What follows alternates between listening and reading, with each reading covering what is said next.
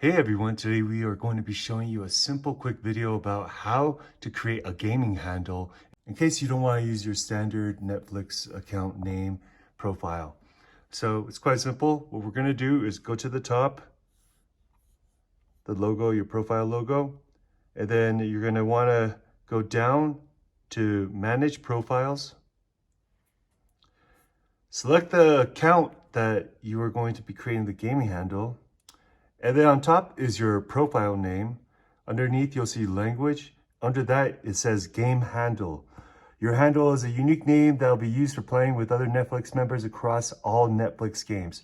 So this is when we create our next. So I'm gonna just go make up a generic name.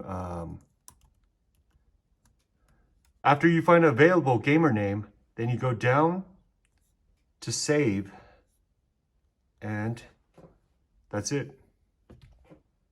Now you have a separate, unique gamer handle or name. I hope that video helps, guys. Thanks for watching.